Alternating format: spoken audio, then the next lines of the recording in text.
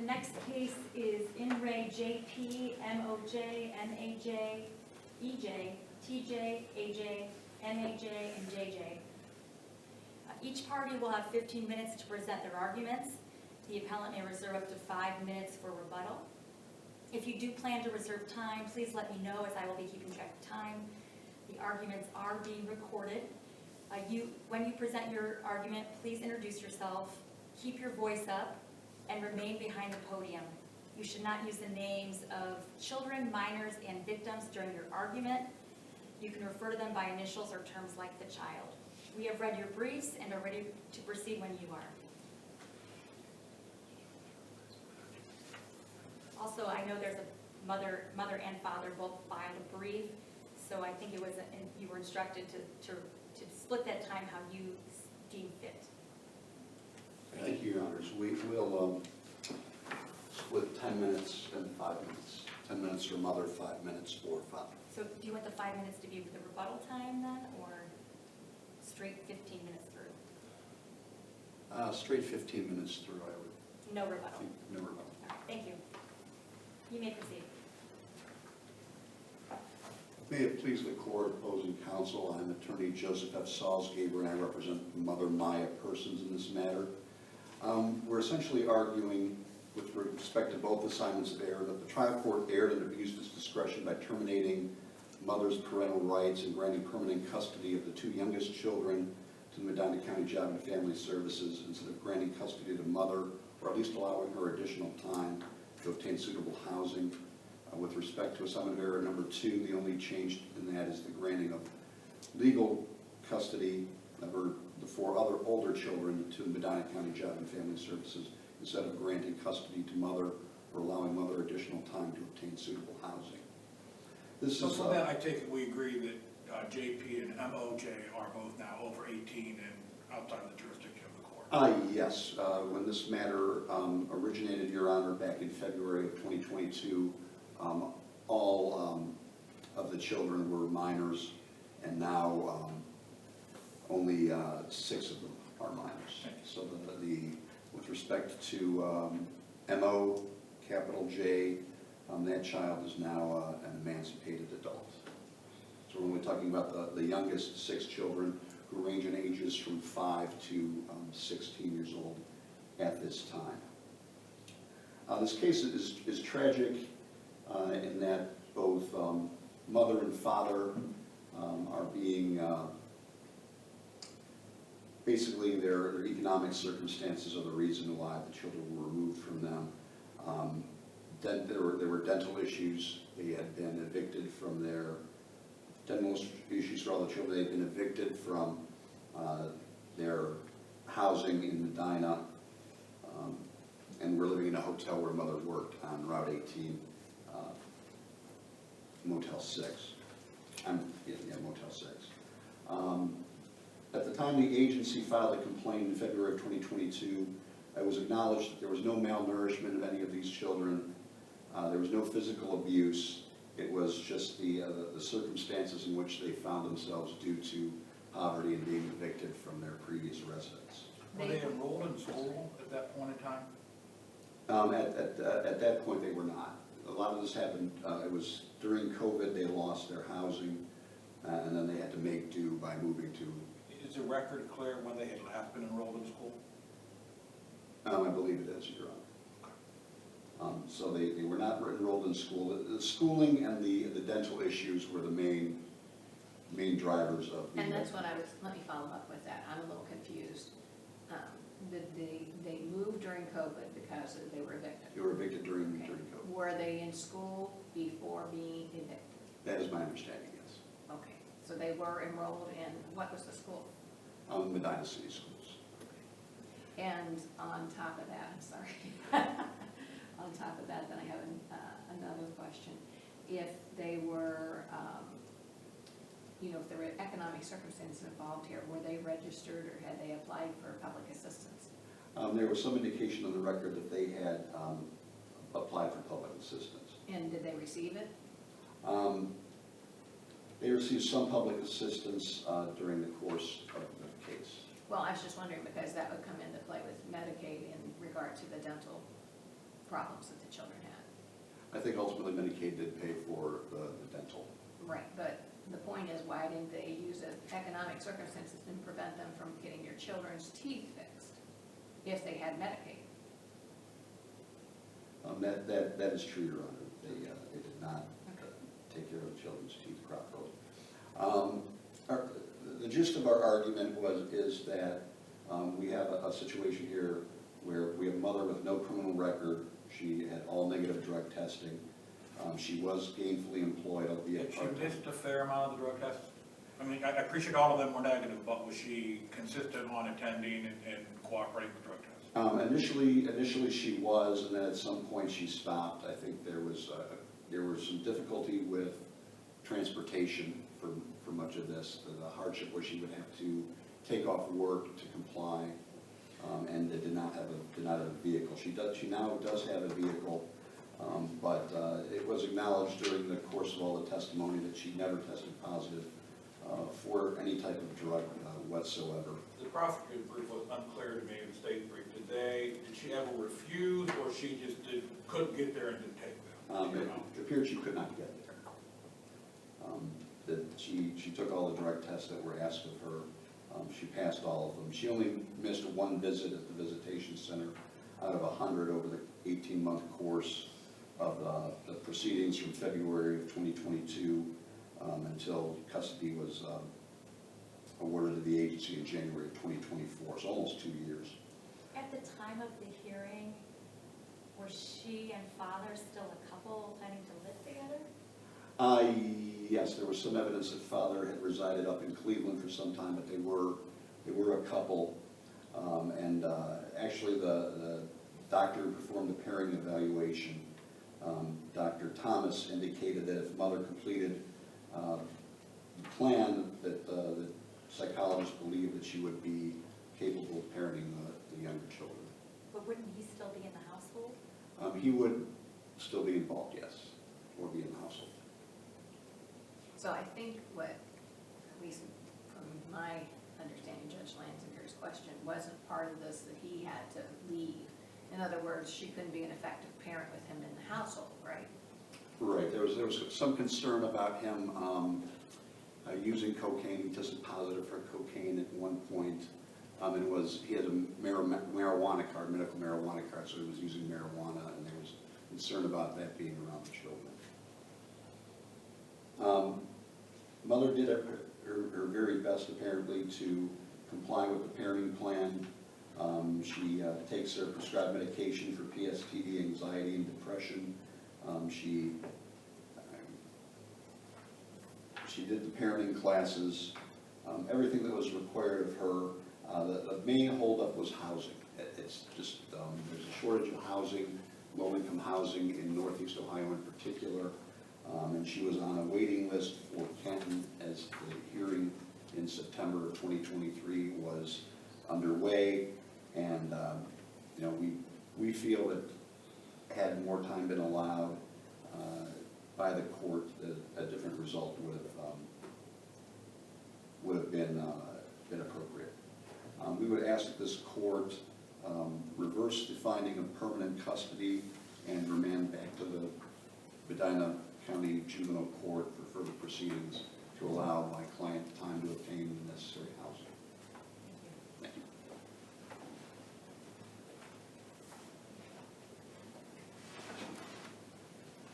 Morning, Honors. Attorney Eric Hall here on behalf of the appellant father, Maurice Jones, Your Honor. This is a tragic case in the sense that there's 8 children. It wouldn't be any less tragic if there's one child, but 8 children. It's particularly tragic. 2 of the children obtained went the majority during the period. So that also is something I think the court should look at, the dependency of the case, that it's a family now. You have 6 minor children, 2 are adults, and the parents lost permanent custody of the children. The trial court erred and abused its discretion when it terminated appellant father's parental rights.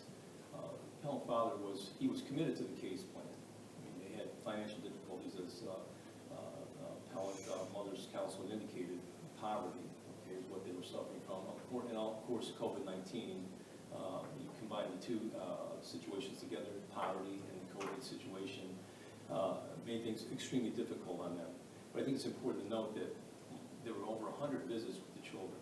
So the father was committed to the case plan, and he was working toward reunification. This wasn't one where there was neglect, where they were neglecting the children. Any instances of neglect, I know the dental issues and such, the housing, was just due to poverty. He was Well, what appropriate. is your answer to my question about the Medicaid availability? I'm sorry, Your Honor? The Medicaid availability. Well, I'm not sure about that, Your Honor. I know that, you know, obviously, and I read the report, and I read the orders and the trial transcript. Some of the dental issues were fairly serious. They had to have surgery, okay, for some of these things, but they were corrected. Once again, this is because of poverty. He was always appropriate with the children. How is the drug issue, the positive test for cocaine, and the kids testing positive for cocaine, or testing positive for drugs, a poverty issue? Yes, well, Your Honor, you know, and maybe that was a contributing factor to some of the financial issues. I mean, he had a marijuana card, as Mr. Salzgeber indicated. He also tested positive, I believe, for cocaine. There was an issue with methamphetamine, but they were staying in a hotel that was notorious for drug use, and you know, in adjoining rooms. And the argument was that the positive test for methamphetamine would have been a result of the meth being smoked and used coming through the air vents, which is the close proximity of the rooms, and basically the rampant drug use in that particular location caused that. But not all the kids tested positive. No, not all the kids. No, it wasn't all the children. And that was fortunate, Your Honor. But that was the explanation for the meth, and he did not test positive. My understanding, he did not test positive for methamphetamine. He tested positive for marijuana, which he had a marijuana card, and of course, cocaine. So does that mean he was using meth in their presence? No, Your Honor. No, I don't believe there's any, he was using drugs in their presence. I think he had a marijuana card, and that's undisputed. He used marijuana, he tested positive for marijuana, which is marijuana. There was some positive tests for cocaine. What did the kids test positive for? I believe it was meth. I believe there was a positive test for methamphetamine. For But I And think that there was, was also THC, wasn't there? I'm sorry? Wasn't there also THC? And that would have been due to the marijuana, probably second. So he was smoking the marijuana in front of them. Maybe secondhand smoke, Your Honor. That's a possibility. That happens. Your Honor, also, it's important to note that with regard to these children, he caused no physical harm to these children. This is not a case that involved domestic violence, abuse of the children. This was a case that just involved really the abject poverty, the COVID-19, the situation that affected basically everybody in the country, but it hit people that in these an appellant's situation and a mother particularly hard because of the poverty, and you put on the COVID-19. They were evicted, they had trouble getting a place, and all the courts are aware how hard it would be during COVID-19 to obtain new housing. He also loved his children. That's evident by the over 100 visits that he had with the children, loved his children, and the children had a reciprocal relationship. Mike, as I recall, the trial court's finding that the parties were very often, not always, late to the visits, and that they berated the older children. Is that something that you dispute as a court finding? Well, Your Honor, the lateness I would attribute to, once again, the poverty. I understand that, but you're not disputing they were late. No, Your Honor, they were late, and I would say I don't believe they wanted to be late, but because of the circumstances that caused them to be late, they had the wherewithal to get Did around. they permit the agency to come in and review the Motel 6 premise? I think the agency did make a visit there, Your Honor. I think at one point, only father was staying at Motel 6 during the pendency of the case. And I think it's probably fortunate because it's not a good place for the children because of the positive meth test. You know, I think it's important to note that, you know, these children, given these people more time, the appellant father and of course appellant mother, more time, they would have been able to overcome this situation of the poverty. I mean, that's the only reason, in my opinion, in this case, where the trial court ruled against them and granted Did the permanent children request for the GAL to be placed back with the parents? I'm sorry, Your Honor. Did the children request to the guardian ad litem to be placed with the parents? Your Honor, I'm not sure. I believe that there was a loving relationship, and I believe that they wanted to be with their parents in this case. I just believe that some of the things that happened, the dental work, the surgeries, the moving around, the foster care, I mean, these are very young children, and of course, you know, that creates confusion with the children. You have two sets of people trying to take care of them. One is their biological parents, and you have sets of foster parents, and it creates a lot of confusion. If at any point in time they indicated that they weren't sure about that, I would say the court should not put too too much stock in that because of the young age of the children and the situation that they were in, Your Honor. Again, these are 8 children. It's a tragic case, and it's, you know, it's not one that involved domestic violence, abuse of the children, where there are injuries to the children. This isn't a case where the drug use involved fentanyl, carfentanil, or some things that are actually, you know, are laying around the house that could be fatal to a child. He did have a problem with marijuana. Obviously, that's something that needed to be addressed, but he could have addressed that as part of, you know, given more time and an extension of the case plan. I'm asking the court to reverse the lower court's decision and return custody of the children to the parents. Thank you. Thank you.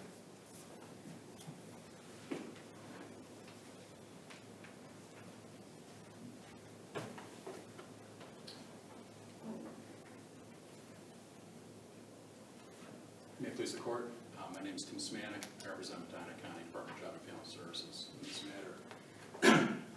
Your Honors, respectfully, the agency asks this honorable court to affirm both decisions that were made, the granting of permanent custody to the agency and also the granting of legal custody to the non-custodial relative in this matter.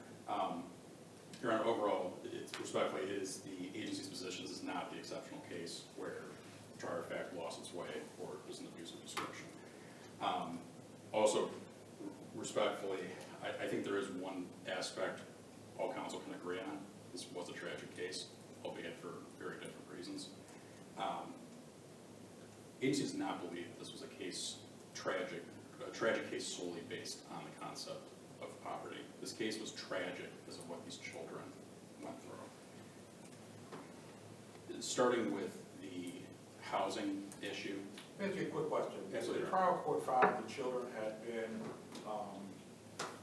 in the temporary custody of one or more public children's services agencies for 12 or more months of a consecutive 22-month period. I can't determine that from the record. Is that accurate? Had they been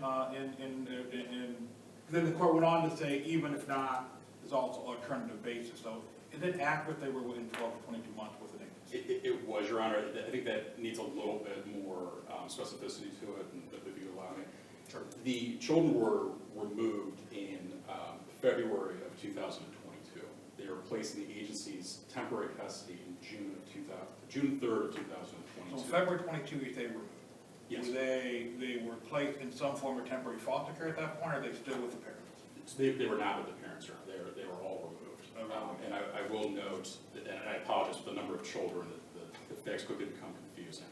The children that were placed with the proposed legal custodian, with the eventual legal custodian, most of them were with her upon the initial removal. Okay. It occurred back in March of 2022. So the older children basically would have gone with this person who is in kinship placement? Yes, Your Honor. And the two younger children, where were they? They were in foster care. They were in foster care. That's correct. As of February of 22? That's correct, Your Honor.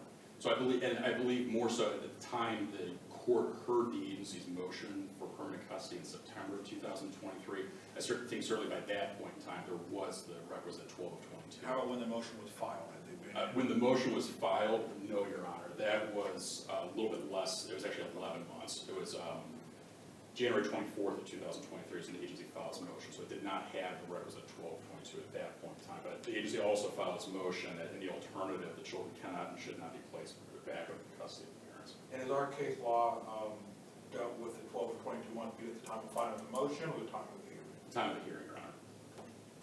Yeah, Your Honor, I also did want to clear up, there were two questions, Your Honor, Judge Stevenson, that you had asked. I do want to directly answer. The question to counsel about did the children who were, albeit old enough to request through the guardian ad litem to be reunified with the parents, they did not. The record is very clear on that. I think there's a distinction that all the children desired to visit with their parents. I don't think that part was ever an issue. There was some hesitancy on the part of the children to visit with their parents because some of the issues that Judge Stevenson you touched on. But when it came down to it, those children that were old enough to have their voice heard, where did they want to go? And it was not back with the parents. The two younger children were not able to voice, so the guardian ad litem recommended permanent custody. But for the children that went legal custody to propose a custodian, they unequivocally wanted to stay with her. And Your Honor, I also did want to address a question posed by Your Honors. Yes, the children that did test positive, it was for methamphetamine and also for THC.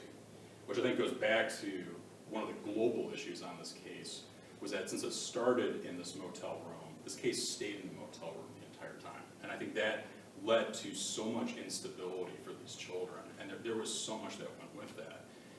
Yes, there was economic instability, there certainly was poverty, I don't want to be so crass as to skip over that issue.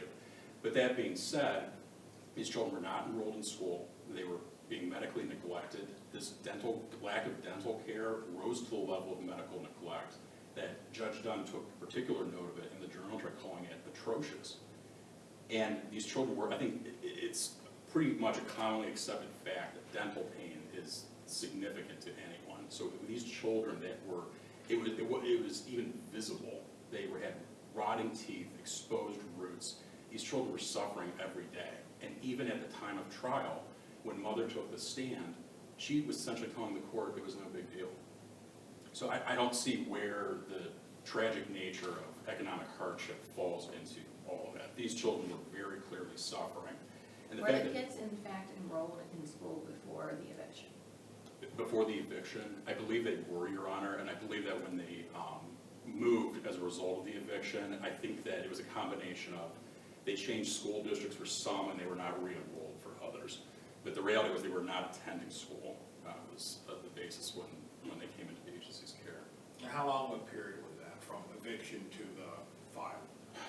I apologize, Your Honor, from the initial eviction, I don't recall. The agency got the initial referral for this matter in late January of 2022, so I can at least put a bookend on that. It was prior to that, Your Honor, and then the agency filed its complaints a few weeks after that. Were the parents cooperative with permitting the agency to view the Motel 6 apartments or rooms, or whatever you want to call them? No, Your Honor.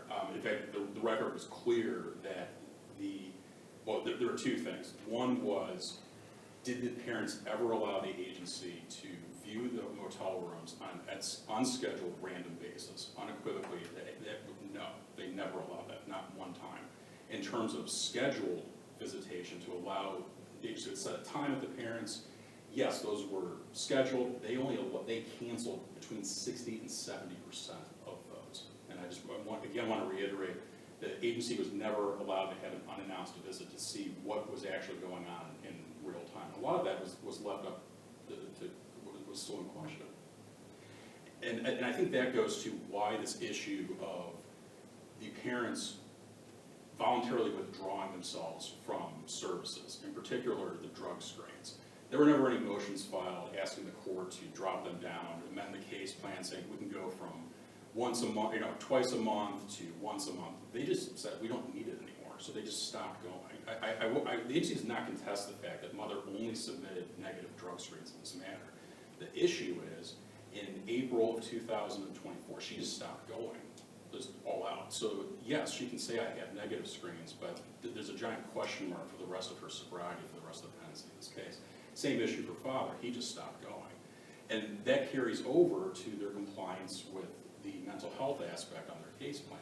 Yes, mother completed some assessments, yes, she engaged with 2 different providers, but she was discharged for non-attendance, non-compliance, and when she took the stand, she said, well, I don't feel that I needed them anymore. And I would contrast that with the evidence that the agency offered to the court. The record's clear that the experts the agency put on said that these are very critical things that we need answers to, that if these parents are going to persuade the court that reunification is in these children's best interest, they need to demonstrate sobriety, they need to demonstrate stability, both with their own mental health, the housing situation, and their ability to provide for all of the needs of the children. And I think that's probably the biggest global issue on this case, is that from where we started back in February of 2022, when this case was initiated, there was the Motel 6, there was issues with the basic needs of these children not being met from a variety of avenues. And when we went to trial, that's where the parents still were. The situation didn't change. I have a question about the hair follicle test. Yes, Your Honor. Did all of the family have a hair follicle test initially, and only dad and a few of the children tested positive with the hair follicle test? That was my understanding. That was requested about the time of removal, Your Honor. And So mother had one too, and hers was negative? I believe that is accurate, Your Honor. And the issue with the children testing positive is that it's really, in our line of work, it usually comes from some type of an environmental exposure. It can either come from handling or being in an environment where you're continually exposed to the substances. And that was... Because if mom is negative, why wouldn't, if she's exposed to the same hotel room, why wouldn't she be positive as well? Well, there was... Is there a scientific reason for that? Well, a lot of it comes down to timing, Your Honor, and circumstances, and I think that goes to the critical importance of why we needed the consistency of drug screening throughout the pendency of this case, because there were so many unanswered questions. There were allegations when this case initially came through that there was drug dealing activity going on around them. Now, I will concede the agency didn't move to prosecute those matters, but there was some question of what was actually going on in the time frame right before the agency filed its complaint of how were the children exposed. And when the agency inquired of the parents, well, how could this happen? Because that was a question that was asked of, how can you have part of a sibling group test positive and yet others do not? That's where it was of critical importance for the parents to cooperate with the agency, and the answers that the agency got were less than forthcoming.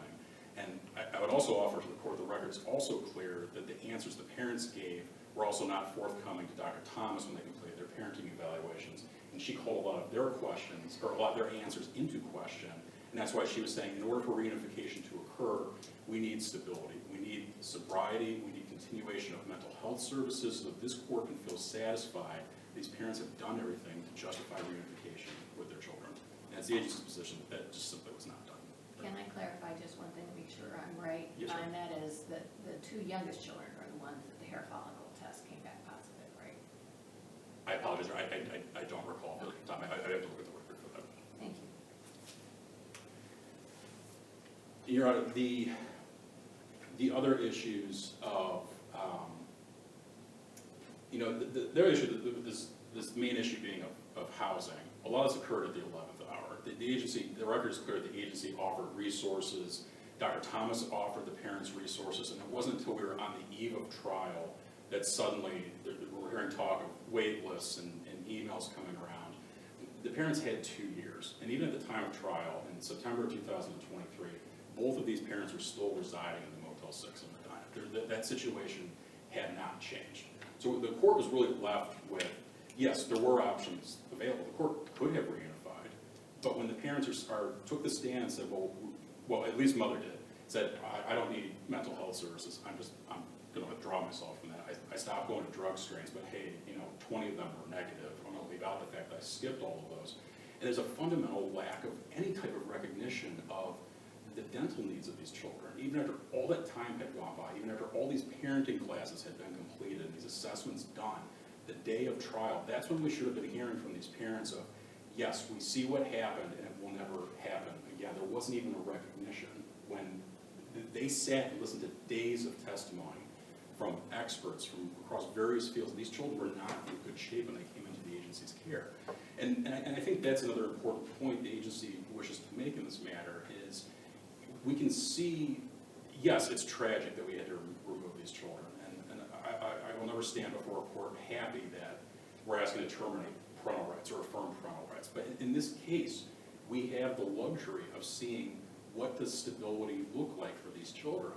And the record is clear from the proposed legal custodian and from the foster parents, these children are all drastically improved. And it's a scenario where their dental care was taken care of, their overall physical health improved, their compliance with their IEPs in school improved, and even just how they were as just human beings improved. When these kids came into care, they were acting out in the home, they were acting out in school, they were displaying bullying behavior, and there was crystal clear testimony that these children were in extracurricular activities, they were doing things that they enjoyed, their health improved. So we could see, well, what was in their best interest? I would offer respect to this court, it was permanent custody and legal custody. We had the luxury of actually seeing that, and I would contrast that with the complete lack of progress that the parents made. It would have been an enormous risk of reunifying these children with the parents. I think to the point where if the court had done that, the agency would have had no choice but to file for removal immediately. And as a separate issue, I know my time's coming to a close, Your Honors, this issue of additional time, by the time the court issued its ultimate decision in January of 2024, at best there was 1 more month left of statutory time. And in that moment, could the parents have demonstrated substantial compliance with the case plan that reunification was likely in that next month? I would respectfully offer the court that answer is absolutely not. And so on behalf of the agency, we would very respectfully ask the court to affirm both the permanent custody of the younger children and legal custody of both the four. Thank you very much, Your Honor. The court will take this matter under advisement and issue a decision in due course. The clerk of courts will mail a copy of the decision to you on the day it's released. The opinions are also posted on the Ohio Supreme Court website. Thank all three of you for your presentations.